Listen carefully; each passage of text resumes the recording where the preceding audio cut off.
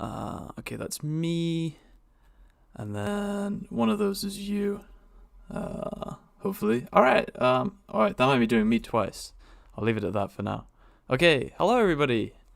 And good Sunday evening to all of you. Welcome back to the Movie Buffs. Episode 15, I believe we're on now. It's pretty good going. How you doing, man? How you doing?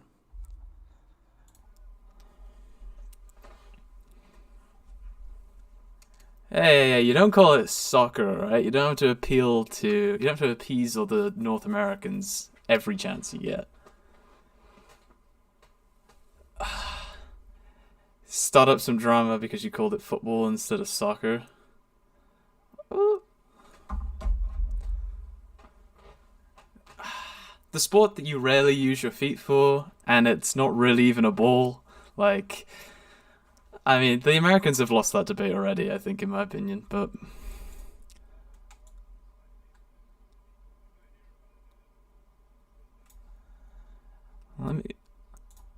I just need to check. Just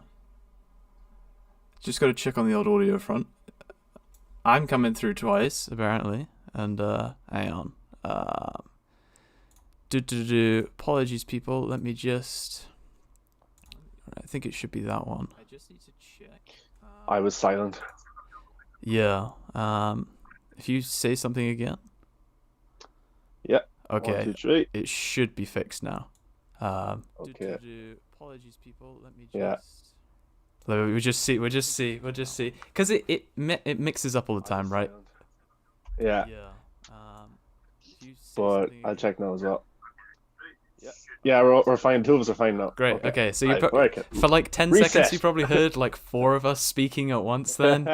But it's not a Movie Buffs episode if there's not some audio to sort out right at the start. Yeah, definitely. But I think I was saying I need to was set just up like saying separate audio captures for when I'm doing for when it's on the intro screen, because it uses the same one. So I'm like, okay, well, when it's on the intro screen, I just have stuff muted so they can't hear us just chatting beforehand. But it's the same ones when we go into the call, and I then have to unmute everything. And hey, well, it should be fixed now. They don't want to hear us fighting before the stream starts. Yeah. It gets very dark before it's stream. It's like you're like, Sean, I said 5:45. You came 2 minutes late. But what I was saying is I wanted to watch the soccer football later. Man United are playing, so I support them. Fat Man's asking in the chat, who do I support? Man United, that's who I support. Chelsea fan over here. Well, I can't laugh because you could be just like a few points behind us. Yeah, we're only like 3 points behind you, so it's I need it's crazy because sorry, I'm just gonna turn on you rant about Manchester United. I'm gonna turn on my other lights. I can't see my own face. Yeah, but that's why the stream was earlier tonight, because Man United are playing at like 7 or something, and we usually go at 7, but I wanted to check that out. And here's Lewis back now. I am back. Yeah, so, you can see my face. This is what everyone's here for. Yeah. But that's why we're earlier. Short answer. That's why we're earlier. Much earlier. Yes, because soccer, and we gotta watch the football. I mean, I was watching. Well, I wasn't watching. I was just looking at the highlights of the Arsenal game on right now. I'm seeing Arsenal lose, so I'm like, it's happy. It's a happy day. You could be Arsenal. It's always worse. You could be Arsenal. It is, or you could be Spurs. Equally as tragic at the moment, but Yeah. But yeah. So today, a lot to talk about. We've got some topics at the bottom, but before we begin, I think we quickly touch on... Actually, there's something I don't think we touched on last time that we said we were going to touch on, unless I've got amnesia and I can't remember it. We're going to talk for a couple of minutes about the Zack Snyder's Justice League TikTok initiative, which is like popping off at the moment. So you're a little bit more involved in that, so you give people the rundown. Yeah, and my goal is I'm a Manchester United fan too, so look, 2 for 1 here. You're surrounded by Man United fans here. Yikes. So that's just sorry, you lose. Simple answer. But yeah, Zack Snyder's Justice League TikTok. Actually, this is some official exclusive news for the Movie Buffs. An exclusive for the Movie Buffs. Oh my god. I don't think it's hit the Twitter timeline yet, but it's hashtag ZSJL TikTok has officially reached 2 million views. God damn. So, within 2 weeks, so that's pretty awesome. That's insane. It's just about spreading awareness to a different demographic about the movie, because Twitter can be a bubble, and we think that Twitter is the only way to market this movie. But there's Instagram, there's Facebook, there's TikTok, there's Mm. YouTube, there's everything.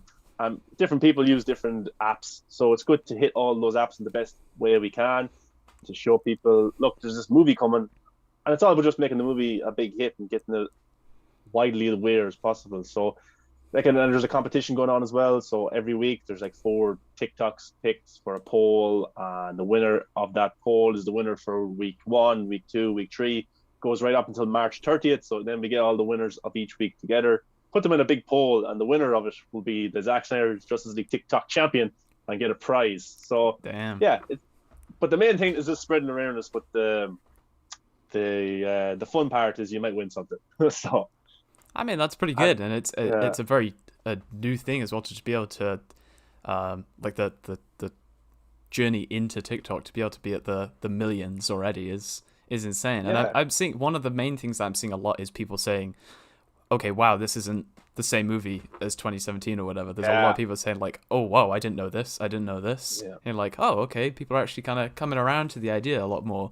Because that is, we've discussed this before, that's the biggest hurdle for this movie is it just the same thing as what we got in 2017? Is it just a director's cut? No.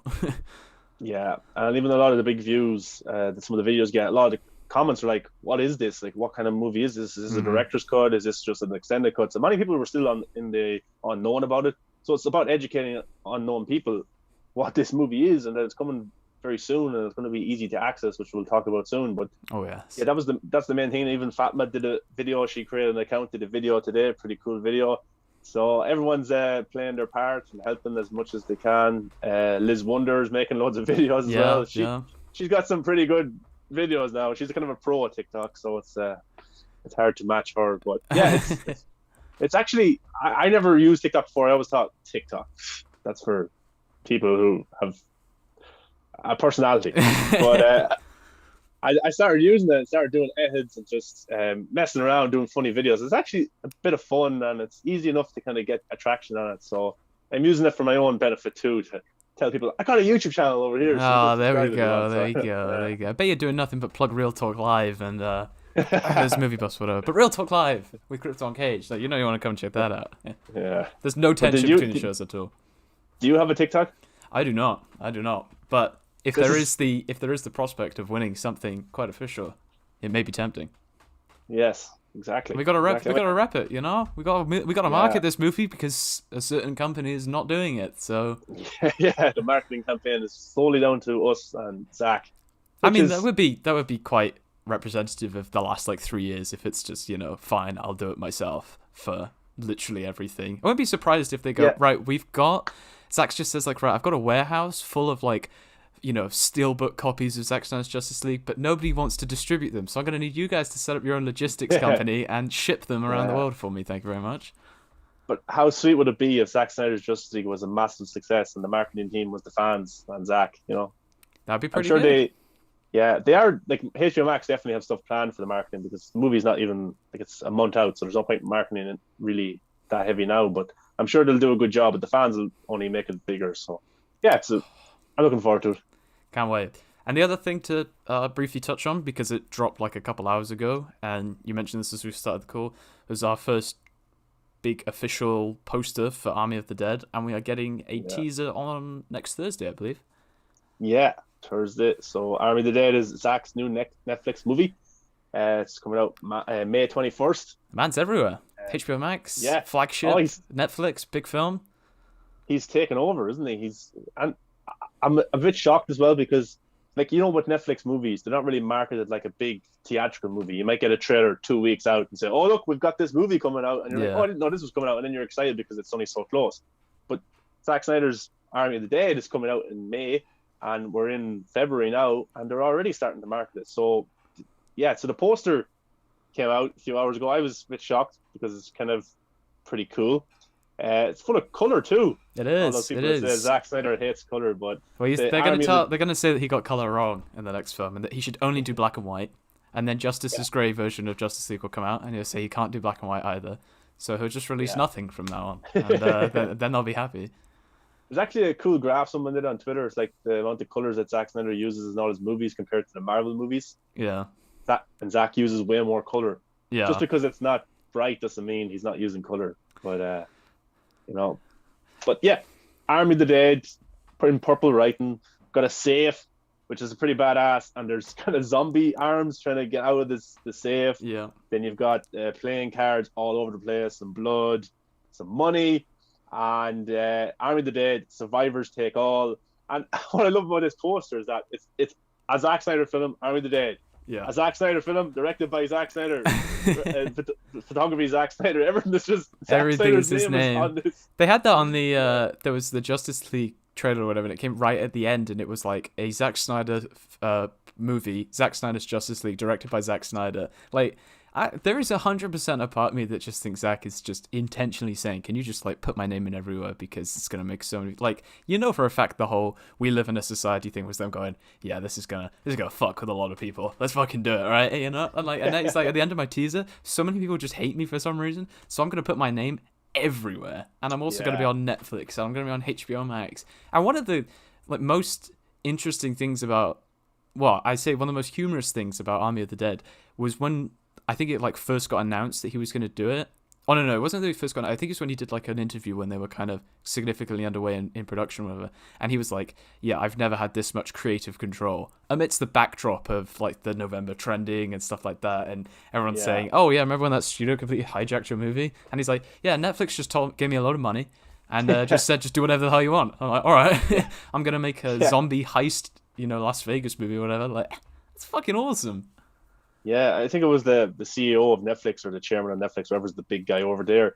It was like, okay, make a script and we'll shoot it next week. And I was like, what? Yeah, it was crazy. But this film it's a Netflix film, so that means it's going to be internationally distributed from here to the moon. Yeah, all the galaxies, because Netflix is just worldwide, and all. I bet you in Mars they have Netflix as well. Oh yeah, for sure. Yeah, definitely. But yeah, it's a zombie film. It's a heist movie. It's about these kind of this rogue group that sets upon a mission to crack a safe, get money. I don't know why you need money in a zombie apocalypse. Maybe it's just in Las Vegas there's a zombie apocalypse. Maybe the world is still functioning. I don't know.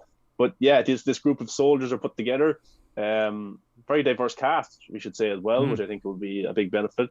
And they go into Las Vegas to try and get this safe or whatever they're getting. Maybe it's probably something else. Probably won't know if we watch the movie. But take on zombies. So like, what more could you want, Tony? Zack Snyder, zombies, complete creative control on Netflix, which means they put everything into it. That was another thing I saw. I don't know which account it was, but it was one of Netflix's official Twitter accounts or whatever, and the caption was like, it was like zombies plus heist plus Snyder, and they're like, they know that his name has pull, and it's like, oh look, you're actually seeing a company or whatever like actually marketing Zack as part of the main appeal. Like, it's about time that there was some. Yeah, but Netflix are smart, because HBO Max are like, oh, we'll see how the Snyder Cut does, and we might do a spin-off. We might greenlit a number 2. Netflix is like, okay, we got Zack Snyder. We know he has a passionate fan base. Let's get him making Army of the Dead. Okay, it's not even out yet. Let's greenlit a sequel, or a spin-off, a prequel, an animated show. Let's just greenlit everything, because this guy has hype around him at all times, while Warner Brothers and HBO Max would probably be reactionary to the numbers that Zack Snyder's Justice League brings in. Yeah, well, and Farrell raises a good point that streaming services market their movies in a different way. They don't need months of hype. Like, while that is very true, I just want marketing now.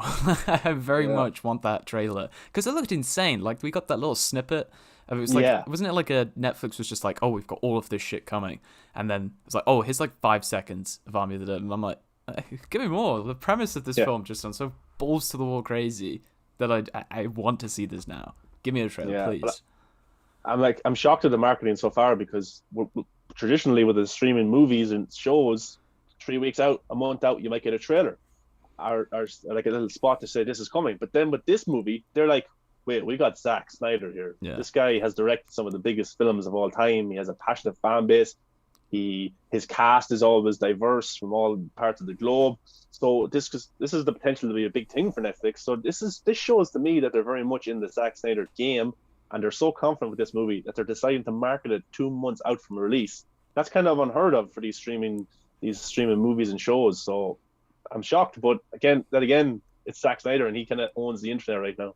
Yeah, he does. I think the only thing that has kind of come close to this, and we're only at the very start, is maybe the that Extinction movie with Chris Hemsworth. I think that was like a, hey, look, we've got, fucking Russo's, whatever, we got Chris Hemsworth, like, this is big. And that worked for them because it was like one of the most popular film, like, the figures that they were getting from views and streams and stuff was like unparalleled. They got so much. Yeah. So for them to drop something like Army of the Dead in the middle of this, like, starved environment where we're just like, we just need a new fucking movie, and it's big value as well. Like, there's a hell of a lot of money that's gone into this.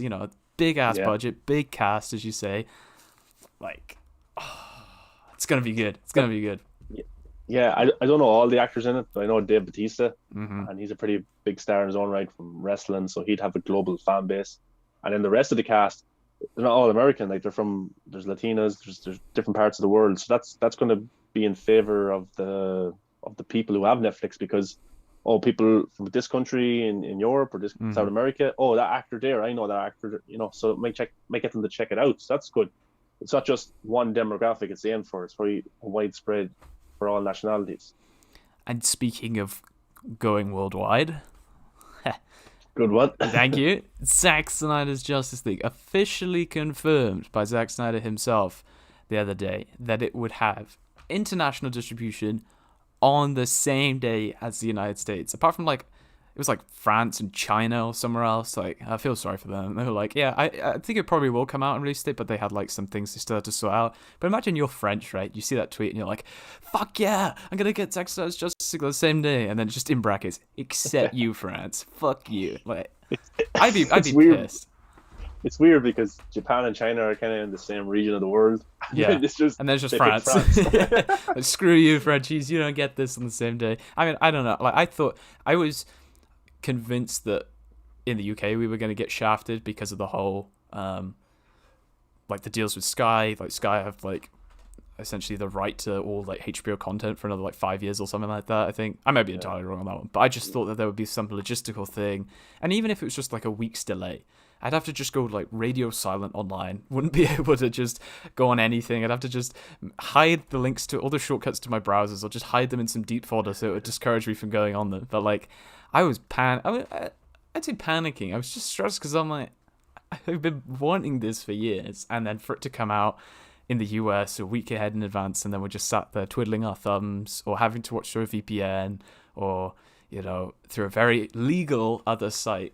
I wouldn't have been a lot of fun. And I still would have done my best to, at least pay for another month of HBO Max, but I'd be like, well, I can't use it. Like, and HBO Max it's starting to get really tough on VPNs, I think. I think Fatima has experience with this as well, but I had like I was just checking out HBO Max again just because I think I wanted to cancel it for last month because I wasn't using it. Contribute to that churn and make everybody angry. But like, it was, and I'm not gonna do that, don't worry. Actually I don't have to worry about that because of the fact that it will come out here. But yeah, and then I went on and it was like, oh, we can see that you're using a VPN. And I'm like, oh, well, all right. I can't do anything now. But yeah. So yeah, people would have been screwed if this hadn't had proper international release because they were clamping down hard on VPNs. Yeah, it looks like that. I've seen different people on Twitter who had the same problem. Yeah, but they said it's going to be available. Like, I wonder. It looks like it won't be a Sky movie, because he said POVOD, but it might be on the Sky Store. So I think it would just be like renting a movie or whatever. You just pay like, I don't know, 15, 20 quid or something like that, and I mean, that's perfectly fine if I get it and it's if you have HD. If you have Sky, yeah. Oh yeah, of course. I mean, maybe there'll be some like Now TV, something just an alternative if you don't have Sky. But like, But the crazy thing is we know, Zack has said, with the main reason why this was, it wasn't because people being reluctant to distribute it. It was because they didn't know how many people wanted this. They didn't know what the demand was.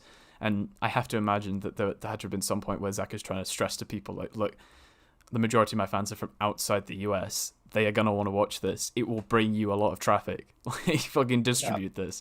And I don't know. I guess that's a nice thing in and of itself that we can say, like, oh yeah, people didn't realize just how many there are who really want to see this movie. And I mean, the pandemic helps, I guess, people just sitting inside. But yeah, at least to me, that was okay. I can reconcile the delay with the fact that they just weren't anticipating how many of us wanting this film, so I can it kind of sits a bit easier with me. But we're getting it. That's all that matters. March 18th. Fuck yeah. Yeah, we get to buy it or rent it or whatever way it works, and just sit down and not worry about anything but the connection failing or. Oh God, please no. I want to say that I don't know if Sky does downloads or whatever, if it's just essentially streamed through the Skybox. So I have used the Skybox like once in like 10 years. We're just going in the living room, but I'm in here all the time, so I'm never really on there. But yeah, just hope it'd be like downloads straight away, because that's when we went to watch Wonder Woman 84, we watched it through very legal. No, we watched it through a VPN, so we still gave HBO Max the money. So they still got the streaming numbers, and they still got all that, and then they got at least 2 months subscription out of us. So we still support it through the legal channels and all, for proper channels and whatnot. But it was, it was like 720p standard definition. It was like the opening mall scene, and it just paused and it was buffering. Or like, for God's sake! And then we just screw it and hit play again, and we just refused to move for like 2 hours because we were afraid we were going to do something. But eventually, it did work. But I would have been, and when you have a director who's so like visual heavy, like Zack is, you don't want to be watching that in like standard definition. You want to be full HD on the big screen. Thank God we're getting it. Holy shit. Yeah, and it just shows you that Zack must have went through hell to trying to get this a license so everyone could see it, because this is kind of unheard of, because even movies that come out in the US, we might not get them here until maybe a few days after, or sometimes we get them before the US. And then I think Battle v Superman, sometimes in France, like I think back in the day, got Battle v Superman early as well. Mm-hmm. So it's never really internationally distributed on the same day. Yeah. This is way different, because even Disney Plus, they don't have Disney Plus everywhere. So Soul and those types of movies, when they come out, they weren't available for everyone to watch on Disney Plus, because there wasn't Disney Plus in those regions. But this movie's coming out in places that Disney Plus doesn't exist. So that's kind of cool and amazing. I think the Philippines and Taiwan and places like that, where Zack Snyder's Justice League is going to be available, they don't even have Disney Plus. So that shows how widespread this is at the minute. But yeah, everyone's happy. Oh God, it's just going to be great. And the other thing is obviously I think Debbie Snyder or Deborah, I don't know, but yeah, me and Debbie, we go way back. I think she said when she was on the Lighthouse pod that they have essentially like Tarantino-esque title cards throughout the film. So I'm assuming that will be 1 per hour or whatever. So if you want, you can. I mean, realistically, you could just pause whenever you want. This is this crazy thing that people have never heard of. But the fact that it's actually going to be, the film's going to actually be designed in a way that will have title cards or whatever that will give you a proper checkpoint that you can just pause and go, okay, we'll leave it there. But fuck that. 4 hours straight through, Exactly. Maybe bring in our own intermission when I watch it here. Just say, okay, 2 hours, we'll pause it, move your muscles around a little bit, wipe away the tears because you've been celebrating that this film's finally come out. But it's hype. And it's like less than a month. It's crazy. 4 days. Something like that. Absolutely insane. How far we've come. When will it be available on PVOD to buy? Do you know? How do you mean? Like, is it right there right now? You can get it, or is it only available on March 18th? Oh, that's a good question. I don't know. I assume probably just on the day, and you just have to just go in and buy it. Probably, yeah. That's probably the safest thing to do. But yeah. So long as it's available to watch on March 18th, I don't care. It can do anything. Because you have to do like a handstand for 3 hours, and then you can watch it. I'm like, all right, I'm doing it. Yeah, because I have the TV we have here, I wouldn't be able to get the movie on it. Mm-hmm. But the TV I have in my room, I'm sure I'll be able to get it through YouTube. Then buy it through YouTube if that's what they're doing as well. But I want to watch it on the big screen. So in my mother's house, she has like this Apple TV box where there's the Apple Store. And she's got a big ass TV, so I'm hoping to go. Hey, mom, you want to spend the week there? Go over there, watch it on that. But hopefully, I can get it on. I'm sure I can. I'm worried because I'm like, what if it's not on this Apple device? Yeah. And I'm sure I'll be able to. They have every other movie. Why wouldn't they have Zack Snyder's Justice League? So. Yeah, I'd be quite surprised if Sky was the only means by which you could get it, because obviously not everybody has Sky. So I don't know. One can hope, But I would assume that there's some deal in place, and they'll probably have some alternative, Now TV or whatever. Worst case, sign up for like a I don't know if they offer a free trial or whatever, and then 7 days, they're like, oh, okay, thank you, bye, I'm going. Yeah. But that's a general message as well, is because obviously we have such authority, don't indulge in churn of buying a month or whatever just to watch it and then cancelling or whatever. If there's financial reasons, yeah, fair enough. I can't tell you what to do with your money, really. But one of the contributors, I mean, to be fair, like, churn would also be a somewhat realistic measurement by which they could see, oh, how many people came here just for the Justice League. But at the same time, you know, if we want more of these films in this run, in this story, keep subscribed, keep supporting, watch all the films, watch what they have on offer. And HBO Max has a shitload of stuff as well. And they've, you know, and they're gonna have Godzilla v Kong as well. Like, I think you might want to stick around and watch that as well. Matrix, the Suicide Squad. Yep. It's gonna be a good year to be subscribed to HBO Max. It's also a good year for them to release it in the UK. Just saying, guys. But whatever. But we're happy that we'll be able to watch it on March 18th. No problems, no questions asked. That's the main thing. And a lot of people were worried about that. They were worried about they'd have to use piracy to watch it, but now they can just sit down, don't worry, March 18th, and just relax and watch. It's gonna be perfect. 4 hours of goodness. It's gonna be a while. It's my it's a family member's birthday on that day, so I'm gonna just be sort of like, sorry, I got 4 hours of movies to watch instead. Yeah, you're just like, you're saying happy birthday from your room, and you're, happy birthday. Like, come on, just eat the cake. Come on, I got a movie to watch. But whatever. First world problems, right? I have to get through a birthday just so I can watch a movie. Oh no. Yeah. I don't get through a birthday. It makes it sound horrible. But yeah, so that's that. I don't think there's any other stuff, any other announcements. Just that they'll be announcing like the details of it all very soon, I hope. Yeah, I'm sure it's just going to be as like any other PVOD movie where you can just go on to the YouTube store or the Google Play Store and just buy it or rent. So I mean, we did see it like a month or two ago, right? It like Justice League popped up on like the Google Play Store and stuff like that, and it was like, you know, here's the description, here's the posters or whatever, and so who knows? Maybe they just put it on there, didn't mean to make it public, and then soon enough they'll make it public again, and then we can. But we have another trailer coming as well. Probably more character posters and stuff like that. So that'd be good. We'll be all gearing up soon enough again. Yeah, and only Fatma says 25 days, so 3 weeks and 4 days. I mean, that's crazy, dude. That's just insane. It's so close. Yeah, I'll go to sleep now and I'll wake up in 24 days. Could you imagine?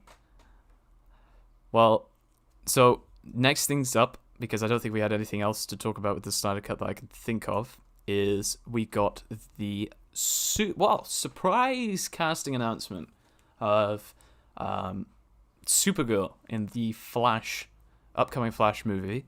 I've seen some rumors that maybe she's going to be the Henry Cavill of another reality, the reality that won't have a Superman or have a Supergirl instead. So that I can buy into.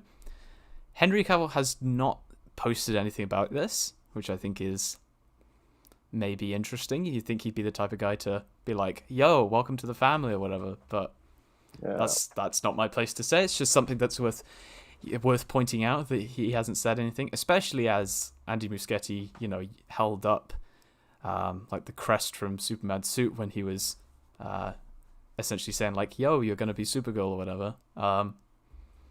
Could be some tension in the camp. Maybe. I mean, to be fair, I'd be if it was that the studio doesn't want to push forward with another Superman movie, and I was seeing stuff like, oh, a Supergirl's been cast or whatnot, and they're doing all this stuff without Superman, and I was Superman, I'd be really angry. I'd be like, guys, come on, I'm like your biggest IP. I'm Henry fucking Cavill. Like, regardless of whether you have Zack's name attached to a project or not, like, and whatever your opinions are about his films, if you put Henry Cavill in a movie, people are gonna watch it, you know? Like, it's who knows? Maybe there could be some setup with Supergirl and Superman in a future Man of Steel movie. I don't know. It'd be interesting to see if Henry Cavill is cast in the film as well. If not, it could be a sign that Walter Matthau doesn't want him as Superman. He's pushing forward with a Supergirl. I mean, that's one of the things that, I mean, she may be fantastic as Supergirl. We haven't actually said who she is. Actually, Sasha, is it Sasha Callie. Calais, like Yeah, um. something like that. So, well, apologies for butchering that name, but I mean, she could be fantastic as Supergirl, right? And I'm hyped, right? I'm hyped as fuck to see Oh yeah, Supergirl in a movie. like we're not pissed off that Oh she's no, in the no! movie. Like, oh We're no! really How happy. dare they bring another cool character into a movie? Like, god damn it! Yeah. It's just, No, what are you doing with Henry Cavill? What are you not doing with Henry Cavill? That's, yeah. I mean, that's the craziest thing. And then J.J. Abrams as well. Like Grace Randolph was saying that he's probably going to be doing a Superman movie as a producer or maybe a director. Yeah, But he's still up in the air whether he wants Henry Cavill or not. I think that would be when people who say that DC is messy or whatever, that is when you would be like fully justified in saying that. Like, oh yeah, we're gonna push forward a new Superman film without our Superman actor. Like, at least in the most part, like whenever I've had a conversation with someone who said like, oh, I think DC's just really messy or whatever, I'm like, well, how? The entire universe is DCEU apart from Joker and Batman, and that is it. And then, you know, say what you will about Zack Snyder's Justice League, you could just see it as a director's cut. And it's like, or you could just replace 2017's Justice League with what we're going to get next month. That's it. That's not messy. It's not as perhaps singular as the MCU is, but like, it's not messy. Coming out and saying like, yeah, we're going to do another show or TV or film or whatever with Superman and not use Henry Cavill, then I'd be like, all right, what the fuck is going on? Like, this is just ridiculous. Yeah, there could be a way that he lives on HBO Max. There could be a big divide between Warner Brothers and HBO Max because we've heard of tension between them already. There could be the DCEU over here in the big screen, and there could be the Snyderverse over at HBO Max. But they're also doing spin-offs for the Suicide Squad. They're doing spin-offs for the Batman. So that seems to be the place for the side kind of stories. But yeah, I think she looks so happy, and oh yeah, her reaction was amazing. Yeah, I think she'll do a great job. I think she's really invested into it, and it's going to be awesome to see her be this character. And I think it's the best place to bring her in, because if you did a solo movie, it might be a bit of a risk because Wonder Woman 84 didn't do that well. Birds of Prey didn't do that well. You know, I think with a Supergirl movie or with a Supergirl in the Flash, is you go in wanting to see Michael Keaton, Ben Affleck, the Flash, and you come out talking about, wow, Sasha Callie is Supergirl, pretty good. I can't wait to see her next. But I think that's the best way to do it, and this probably is the introduction for her character for getting her solo movie. And will that include Henry Cavill or not? I don't know. I hope so. I think it would be, yeah, I mean, you could essentially have like, I mean, buddy cop isn't exactly the right way of describing it, but that kind of, that film about the two of them together and like him helping her, you know, be like a coach and motivate her to become a really great hero or whatever. And then, I mean, that alone sounds badass as hell.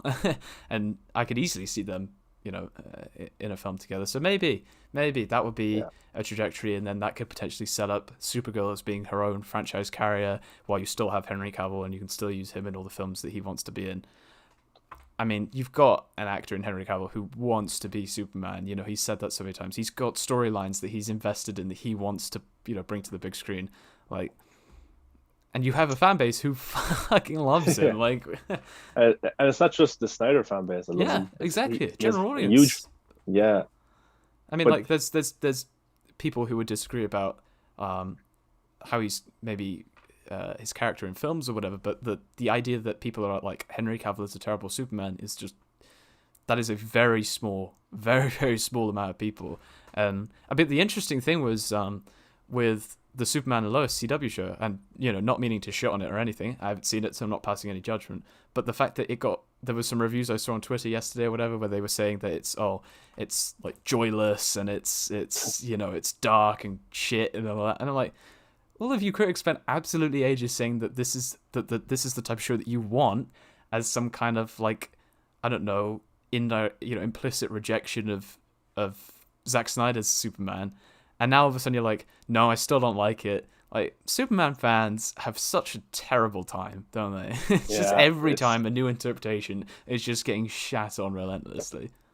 Yeah, they can't really enjoy it. But I seen the critics giving out about Superman and Lois, and I was like, oh, they don't like the Man of Steel-esque vibes from this. I'm interested to know, because if that's probably a good sign that I'm going to like it. And I have enjoyed the trailer for that. It looks pretty good. But Henry Cavill or not, I think Sasha Calle will do an amazing job. Yeah, They're brought into this. Is she the same Henry Cavill Superman just from an alternate timeline, and she's a different gender? Could be.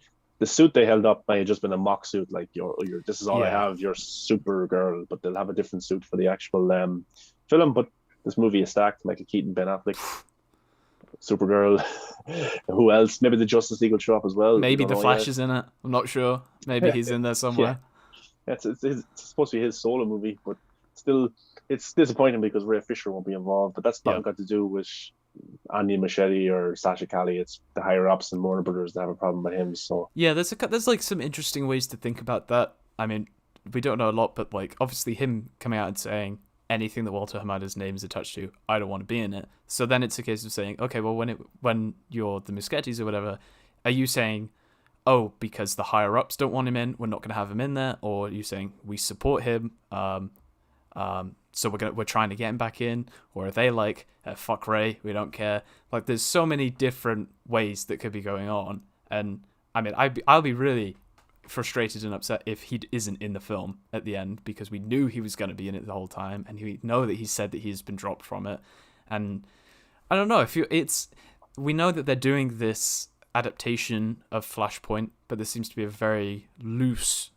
adaptation, because there's no Wonder Woman, there's no Aquaman, there's no Thomas Wayne, there's no Martha Wayne, there's no Cyborg. It's like, I like to be an optimist when it comes to these films. They obviously have a plan. They obviously know what they're doing. They're obviously going to be using it to set up the multiverse. A lot of these characters that we hear about may be in it for like 10 seconds, and we don't know, right? Either I'm excited as hell because of the fact that we're seeing, as you said, Michael Keaton, Ben Affleck especially, we're getting a Supergirl, we're getting all of these different characters that are going to be in it, and it's what it could be setting up and laying the foundations for is awesome as hell. But no Ray Fisher, no Casey Clemens, kind of rubs some salt in the wound, Yeah, and there's all the rumors. This is a big reboot from DC. This is Walter Hamada trying to put his stamp on the future. I don't think it's going to be a big reset, but I wouldn't be surprised either. I'd be kind of left if we're there at the end of the movie and we have, in this universe there's now a Batgirl, there's a Supergirl. Mm-hmm.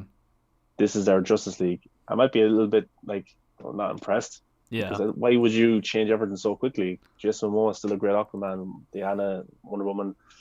It all works. Yeah, like the thing with the Snyderverse or whatever is that if that is problematic, then it's like, okay, well, you get Justice League over on HBO Max, and you say, okay, well, if the demand is there, contain it to HBO Max, and then we're still going to make money in some form or another. And then it's like, okay, well, all the non-Snyder stuff that you want to do, okay, you've got that there. You don't need this like erasing of his films, because if you do that, then you have to get rid of your Jason Momoa, which just made you 1.1 billion. Yeah. You have to get rid of Wonder Woman, which is making you billions, or what, overall. And it's like one of your most celebrated and loved characters. You've got to get rid of Flash, which you are using to do all of this heavy lifting of trying to reconcile your universes. You got to get rid of Henry Cavill, which is your big ticket name. That seems like a hell of a lot of effort just for some personal spite. So the idea that they're using it to erase, I don't know, set the foundations to maybe move away from what Zack's done. As much as I would hate that to be the case, I wouldn't be surprised if they do it. But from what I've seen so far, Andy Muschietti seems to be very, supportive of Zack's work. Bringing in Ben as Batman again, really trying to get him back in. The fact that the Superman logo that he held up was Henry Cavill's Superman. It's all over the place at the moment. Then it will only really be settled when we get ideas of a story and a trailer or whatever. So we're just gonna kind of be patient, I guess. We're all just jumping to the negative aspects of the worst thing that could happen. It's be different when a trailer comes out, because we're all fearful that they're trying to erase Zack Snyder's world and they're trying to do this. But you can have the same actors play the same characters, but the different interpretations, different stories. They never have to reference what happened in Batman v Superman or the Snyderverse. They don't have to reference it. They can, in Aquaman, they didn't reference what happened in Justice League. They had a slight reference towards Steppenwolf, the tiniest thing. You would have missed it. Apart from that, they didn't really talk about it. And that's a reference that works with whichever version of Justice League you're talking about. And they don't have to. The Flash doesn't have to talk about, when I met Bruce Wayne. You don't have to reference every single thing. just tell a story. Mhm. Not everything has to be so completely connected.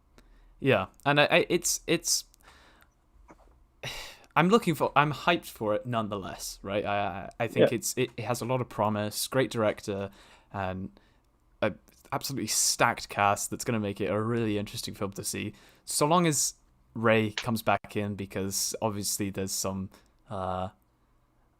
improper reasons for not having him in the film. So I'd love to see him back in and be central to the plot.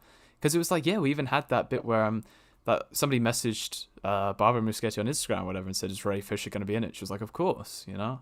Whether that was real or not, who knows? But yeah, like, there was enthusiasm about Ray being in the project and it being maybe this kind of like, you know, him and Barry adventuring. We had the cameo in the CW Crisis event where Ezra says, like, "I told Victor this was possible," so he, you know, there's obviously still an ongoing friendship between them.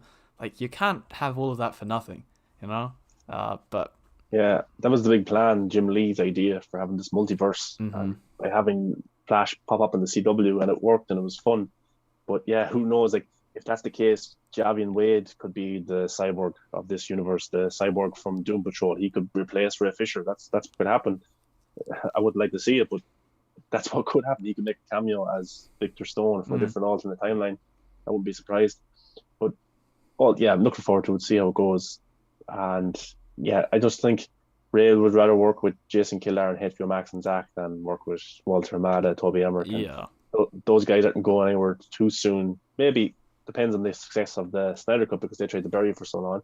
That's a huge hit. It shows how bad they are at their job again. Yeah. And you just never know with the reception of the movie. The Flash script might be changed again.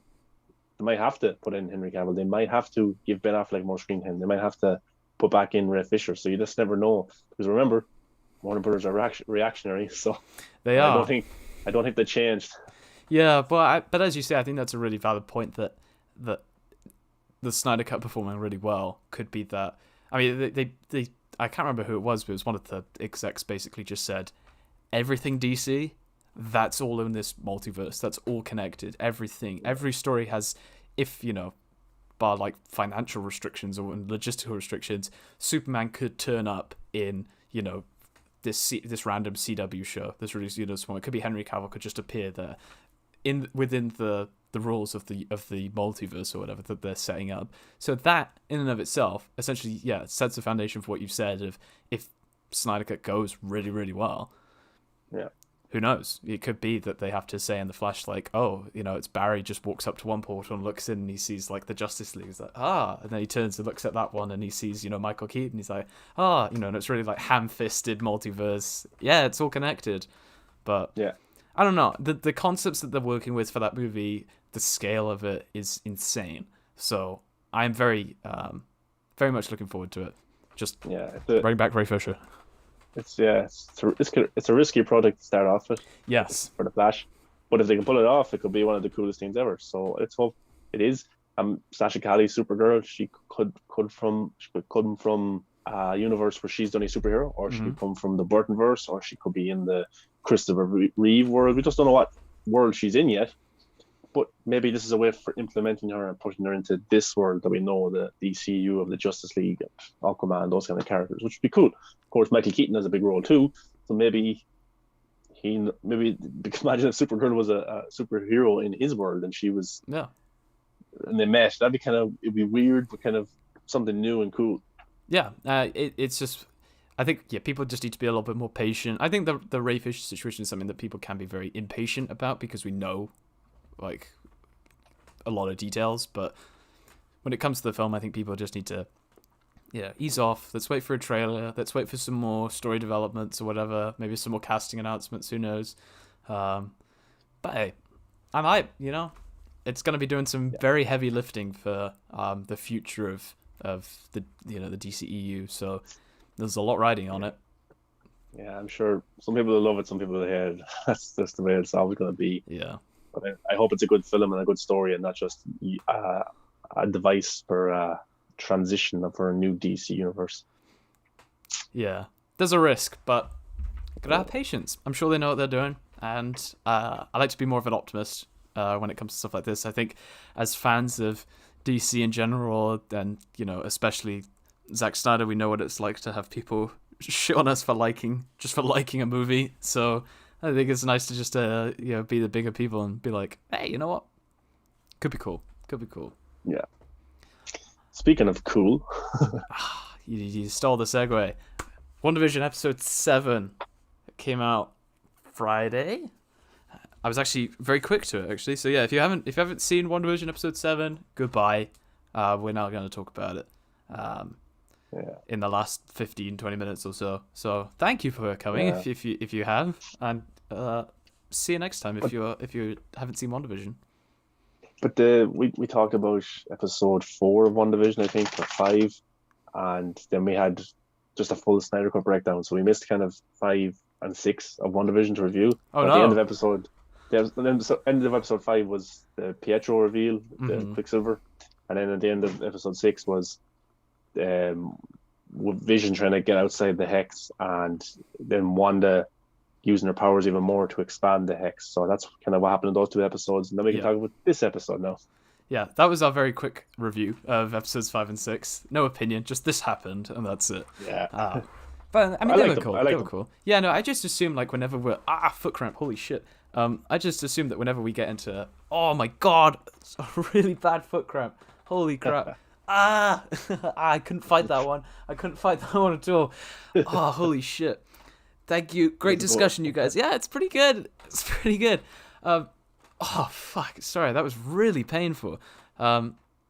Yeah, no, whenever we're doing like another episode, I just like assume that we've reviewed the last episode already. The focus is a little bit more on a Justice League trailer, so I think we had our priorities right last time. But yeah. I thought they were pretty awesome. I think each episode kind of is a bit of a slow burn, but then it kind of just goes straight to 11 right when it gets to the end. You got some crazy stuff like the Hex expansion and Pietro turning up and then disappearing, as we've seen for like an episode, almost a whole episode. The cliffhanger then, and then you're waiting for the next episode. Yeah. So they do a good job of keeping you hooked in for the next episode, but it's just like when it gets to the genre establishment at the beginning of the episode, half the time I'm just like, come on, just get on with it. Get on. I can tell you've got a story that you want to push forward. Just please get to it. But that's me just that's not a reflection on the show being bad or anything. That's just me being impatient. So I'd happily take that. Yeah. But it'll be a good binge when it's all over. Oh god, yeah, watch it. Yeah, it'll be a really good binge just to smash through it in like an evening or whatever. But the parodying this episode was Modern Family, which I thought was, and The Office. Yeah, the opening credits is kind of The Office. Yeah, and it was you have a lot of moments with the person sat down looking at the camera. I don't know. As a big Modern Family fan, a welcome bit, and as a child or whatever, this is the first reference that really caught on with me. All the other ones, I'm like, this is parodying something, but I'm just going to pretend I know what. This was nice to see. They didn't go too hard on it either. They only used it a small bit. So they've been easing away from the sitcom element for the last few episodes, getting smaller and smaller. And this episode was probably the least sitcom-esque. Well, maybe not the least, but there was an episode where we just didn't have any sitcom at all. We were with Sword, but yeah, they've been transitioning away from it. I don't expect any more sitcom episodes. We've got 2 left, so I think that was the end of it. Which was fresh. It was unique for the comic book genre. Yeah, but this episode, a lot of people weren't happy with this episode, how it ended, and the big reveal, which you could see from a mile away from episode 1. Yeah, I mean, I'm sure everyone has their own opinions of it. I personally think that the show's a bit more competent than just having her be the villain and then be like, oh, that's it, But the way that it happened right at the end of the episode kind of gives the assumption. It gives off the vibe that oh, she is the villain and this is it. But like, I don't know. I want to give the show a lot more credit. It's shown to be. A lot of effort and a lot of attention has gone into this show, and it's not just been like let's just make a Marvel show with these characters that's cool. There seems to be a lot of time gone into just the very subtleties and the the minutiae of the show. So I want to give it a lot more credit than that and say that that's not it. And I think that it's just a bit of a have you been paying attention kind of thing. If you've really been paying attention to the show, you really wouldn't think that we're just going to say she's the villain, we're done. Doesn't sit Yeah, right with me. I want to give the show the benefit of the doubt because there's 2 episodes left, and it's unfair to judge that episode completely and say, "Oh my God, that was just the easiest thing they could have did," and they did that. So I Especially think with that the song that was playing while yeah, the reveal was going on, it was like really beating you over the head, saying like, "Oh, yeah, she's the villain," Agatha, yeah, Agatha. Oh, it was her. She's the villain. She's the bad guy, guys. You get it. You get it. Like, it kind of feels that there's a bit more to it. I was talking to a good friend of mine yesterday or whatever about it, and his theory was that there'd be some post-credit scene on the final episode where it's a reveal of a greater villain who would be like the villain of Doctor Strange 2 or something like that. And I'm like, I don't think they would go too far in that direction either. I think that's the complete opposite of the whole Agatha's the main villain, let's beat you over the head with it, and say, let's just have this little tease at the end if people are paying attention. I think if there is some greater connection to Doctor Strange 2 or whatever, it will be like final episode, final act, and it will be a big thing that says like, this is it, and this is the payoff for all of the confusion and the mystery around the whole show. We'll give you this big epic ending that will then set the foundation for the rest of it. I just think, as you say, I want to give them the benefit of the doubt. I personally don't think that they're just going to say, yeah, she's a villain, we're done. It just doesn't sit right with how the show's worked so far. Yeah, there's definitely more to it. We have to find out what's going on with Pietro as well, Quicksilver. Yeah, he popped back up in the post-credit scene. Like, it could be he was playing the character of Pietro just to please Wanda and to try and get in there. Like, it showed that Agatha was controlling that kind of scenario. But he could actually be Quicksilver from the Foxman universe, only he's being mind controlled to be a bad guy. So he could still be Quicksilver and still have the powers, only Agatha is mind controlling him and he's being bad or something like that, maybe. Or he could just be another villain, but then how did he have the super speed in the previous episodes? So there's still a lot of answers there, or questions that we're asking that need to be answered, and hopefully they will be, or we'll be like, what was that about? But it's kind of confusing have Evan Peters cast if he's not playing that character, because he played the character in a different universe and now he's in this, and he was playing that character kinda again. So we'll have to wait and see. But yeah, I didn't mind the ending of the reveal because I always think there's more coming. There has to be another big twist. Yeah, probably 2 cameos to come. One of them is probably going to be Doctor Strange. That's put my money on that. Another one is probably going to be this big cameo that they're all talking about, this Luke Skywalker type. But then I'm thinking as well, maybe it will be just Doctor Strange and he's the big Luke Skywalker type of cameo. I saw some people who thought for some reason they thought that the what was her name, Gardner, the military general woman or whatever, who showed up with that craft that Monica was going to use to go into the Hex. Oh yeah. They thought that was the astrophysicist or whatever, that the engineer. Yeah, they thought that this was the person that was being hyped up from like, what are you talking about? You think they're just gonna have like, oh, this is this character. Yeah, that's the payoff, guys. Like, no. I mean, I really thought part of me had the expectation that it might have been like, she's gonna drive into the Hex and just before everything goes wrong, like Mr. Fantastic's arm just flies in from off screen and grabs her and pulls her out, and everyone's like, oh my god, it's John Krasinski, oh my god. But I don't know, it was just me being optimistic. I thought that I could just see that coming from a mile away, but happy to be wrong. But I would like it if he turned up, because I think he would be I mean, we're seeing like rumors about Fantastic Four, Jennifer Lawrence and all that stuff, which I think has been debunked, but that just because they haven't really met with screenwriters for it doesn't mean that Kevin Feige hasn't gone and said, yo, I want you to be Mr. Fantastic or whatever, and I want you to appear in Wandavision, Personally, I would love it if it was, what's his name? Is it like Ioan Griffith or whatever, the guy who was the original Mr. Fantastic with Chris Evans and whatnot?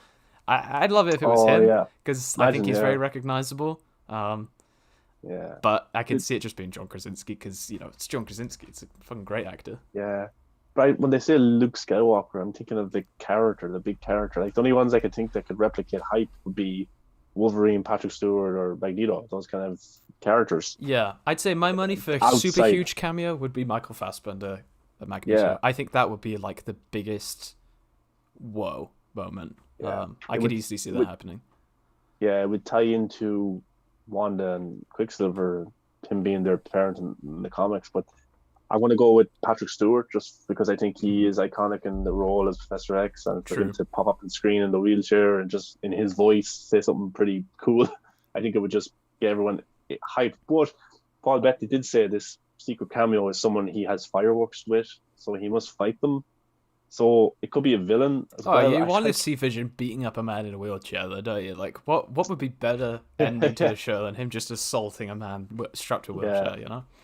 But like, where does fireworks come out of them two fighting? So it would make me think, would it be Magneto that he's fighting? But then where does this big? I don't know. It's just hard to see. But we could be all let down. But there has to be. They've hyped it up enough that there has to be this big, massive.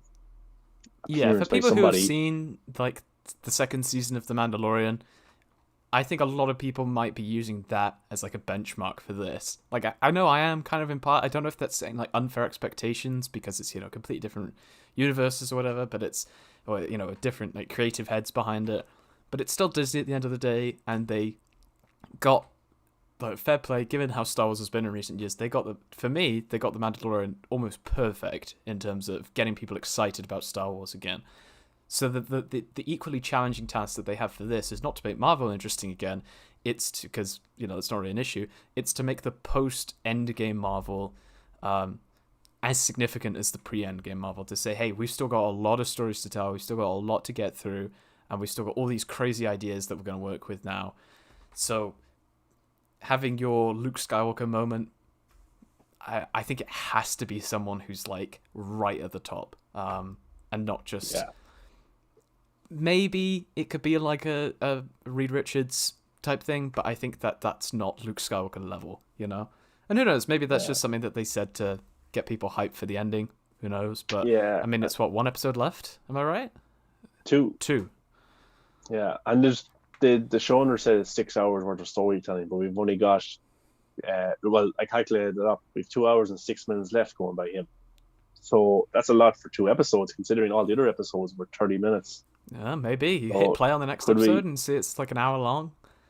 Could we get a grand finale, a 90-minute finale movie title? Wouldn't that be cool to just sit down and like, wow, this is 90 minutes? Imagine all the people who like get up early to watch it before work, and they're like sitting down to watch it, like, what? This is 90 minutes. I have to go to work. On the commute, just or whatever, just trying to watch on their phone. Just like, I need to know, because I mean, I'd be infuriated if it got spoiled for me. But I mean, they've done an absolutely incredible job of getting people talking about it. Like, I know we had this conversation like when we were doing like episode 2 or 3 of WandaVision. It was like, I've never tried to digest something from the MCU as much as I have with this. Maybe speculation for how the plot of Endgame was going to work, but aside from that, I've just been like, okay, cool, I'll check that out. That's a cool trailer, whatever. I haven't had this level of like, what does it all mean, So fair play to them. They've done a fantastic job. So I'm hoping that the series ends and carries on this trajectory that it's going on. Yeah, whatever plan that Agatha had, it's obviously around the children. Children must be real then. Children's going to be a big arc in this entire story. So, I mean, we got to see missing children on the milk carton as well. Even all the children started coming out for Halloween, when before that we had seen no children whatsoever.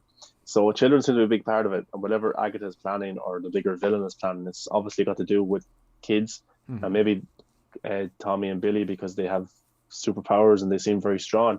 And even one of the kids, when they went up to the bed to Wanda, they go, I've got pain in my head. I wonder, does he have is he communicating with Patrick Stewart? Is he communicating with Professor X? Is that why he has pains in his head? Maybe. Or does he have the powers of Professor X? So it's setting up to be pretty cool two episodes to see what exactly happens. But we know that there's going to be a big action set piece as well.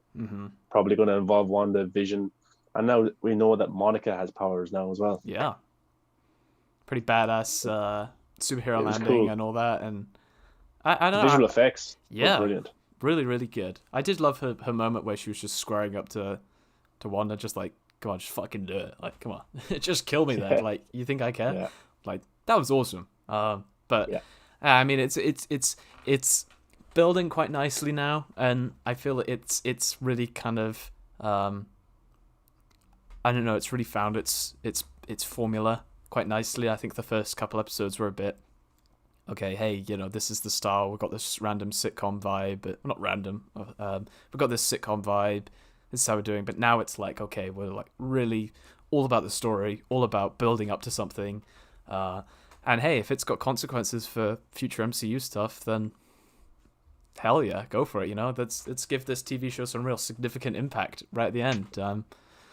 yeah, my final prediction would be, if I had to bet, I'm gonna be optimistic. I'm gonna say that the big like fuck off thing is gonna be Magneto, and Reed Richards will show up. Those are my two predictions. The big one, Magneto, Michael Fassbender. The still kind of big one would be Reed Richards. That's what I'm gonna die on.